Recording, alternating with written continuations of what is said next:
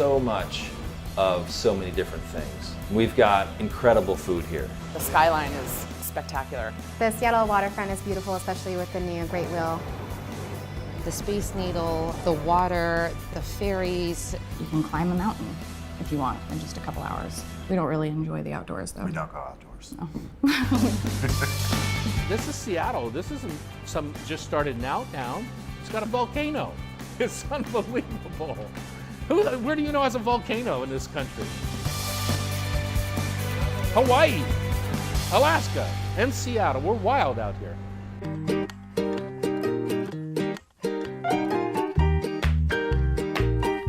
Seattle is really known for glass. Part of that is because of Dale Chihuly. Chihuly Garden Glass is an exhibition. It covers about 50 years of Dale Chihuly's work and life.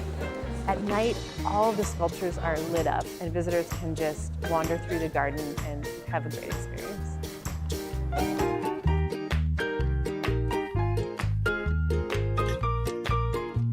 We're an oddity shop and we specialize in natural history items, like specifically vintage and antique attachments. We sell death. Children get really, really, really excited.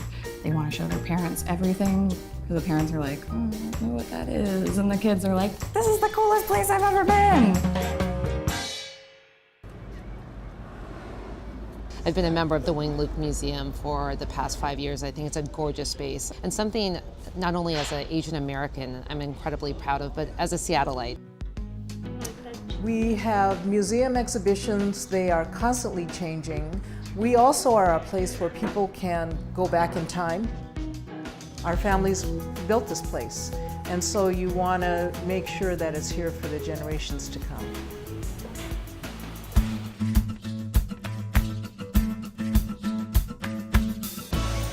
We have a sensibility about food in this town. Everything is sustainable. People are very thoughtful.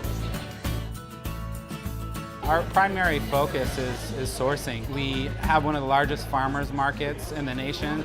We have about 20 plus tons of soil on the roof, which makes for a rather large garden to source from.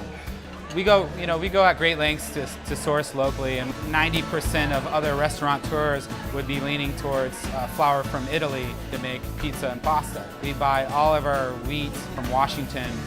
Not only do these monies and those dollars go back into the local economy, but you also get to have that connection of knowing the person that's bringing you these foodstuffs. It's about relationships. Having a katsu? Katsu all day? Well, I'm a Korean and Hawaiian. To prevent any family fighting, we went with the Korean, Hawaiian, Asian fusion. So we have Korean tacos, Korean marinated meats.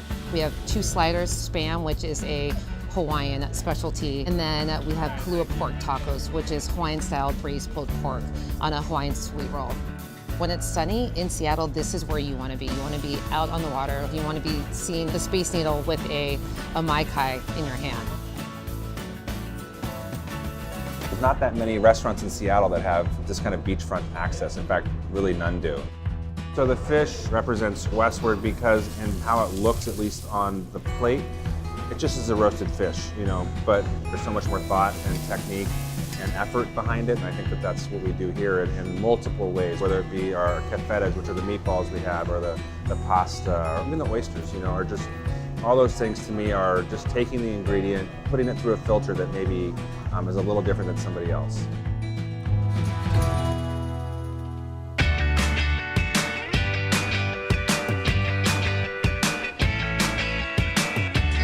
Damn the Weather is an old brunch cocktail. It's not especially good or especially bad.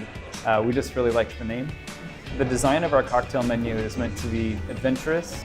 We actually have a drink here with fresh pressed sugarcane, and that juice is actually pretty savory and a little bit salty and earthy. Those kinds of drinks are right up my alley. Even though a lot of people consider Havana to be a nightclub, we actually think of it just as a bar where there's a really fun house party happening. At its soul, Havana really is a cocktail club. This hotel lobby from a bygone era, but then at like 10:30, 11 o'clock at night, something happens. And it's always different, it's always interesting, there's a little bit of mystery to it. it's time to really cut loose and have fun, like, where do you want to go? I'm going to Atlanta.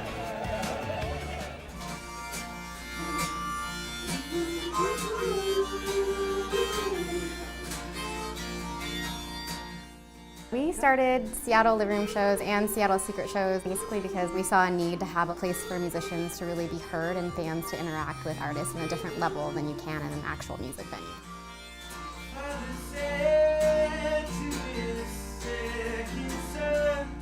People can come to one of our shows alone and leave with friends and feel comfortable and welcome.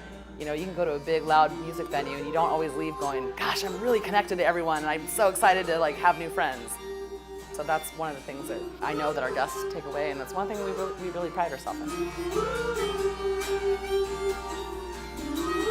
One of the things I love about Seattle is that it's developing from a smaller city to a bigger city. People are changing, they're staying out later, they're engaging more.